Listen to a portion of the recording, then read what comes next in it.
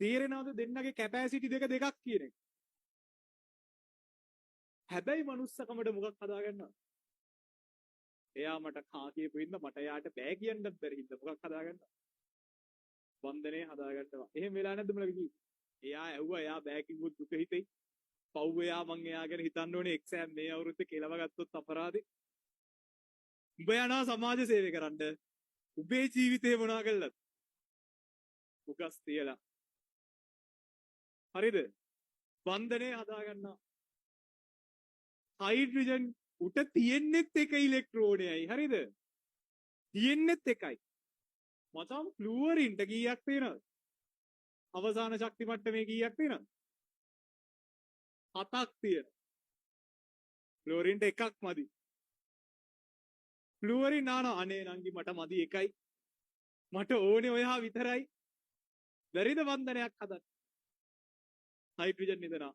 එයාට මදි එකයිනේ. පවුනේ. ඒක දෙමු. හයිඩ්‍රජන් ඉන්නවා අනේ අර ඉලෙක්ට්‍රෝනය දෙනවා ඔයා ගන්න. හරි ගත්තා. ෆ්ලුවරින් එනවා නංගි මට මදි එකයි මට ඕනේ ඔයාගේ එක විතරයි මට වෙන කාගේවත් එයා වැඩක් හදාගත්තා. දෙන්නම සතුටින්ද? දෙන්නම සතුටි. මුල් දවස් ටික හරිම ආදරණීය විදිහට ගෙවුවා. හැබැයි තේරුම් ගන්න ඕනේ මොකද්ද? මේ දෙන්නගේ කැපැසිටි දෙක මොකද්ද? සමානයිද වෙනස්ද?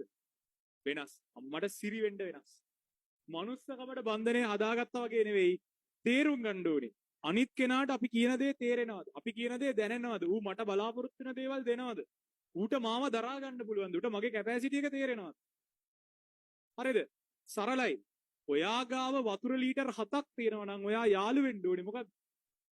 ඒ ලීටර් 7 පුරව ගන්න පුළුවන් වාදනයක් තියෙන එකෙක්. මං කියන කාරණාව තේරෙනවද ඔයාලට?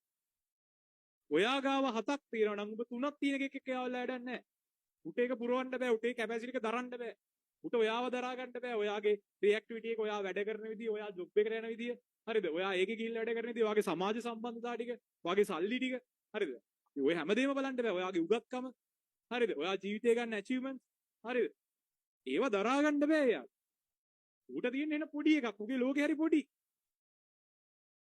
එහෙම එකෙක් එක්ක මේ සම්බන්ධය තියන්න බෑ. තේරුම් ගන්න. වා ඉස්සෙල්ලා බලන්න ඕනේ ඒ කෙනාගේ කැපැසිටි එක. වේදීද? හරිද? ඔයාගේ තියෙන සමාජ සම්බන්ධතාව, ඔයාගේ ආර්ථික මට්ටම, ඔයාගේ අනාගත හීන, ඒ මිනිස්සයාට දරා ගන්න පුළුවන්. ඒ කියන්නේ මම ඕන තරම් දැකලා තියෙනවා. තමන්ගේ පාර්ට්නර් වෙනුවෙන් තමන්ගේ හීන අතරපු. අනිත් ඒුන්ට බෙදන්න කලින් ඔයාගේ පිඟාන මොනවා වෙලා තියෙන්නේ? පිරීලා තියෙන්නේ.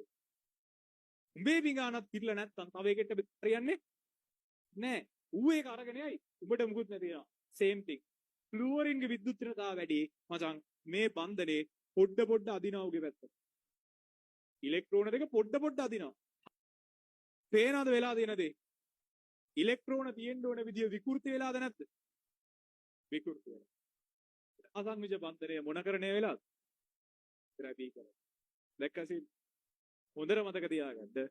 පාර්ට්නර් කෙනෙක් තෝරද්දී කැපැසිටි එක බලන්න. කෙලවෙන්නේ උඹට. මේ මිනිස්සයා ඔයා නම් හරිද ඉස්සෙල්ලා තමන්ගේ කැපැසිටි එක ගැලපෙන එකෙක් වань.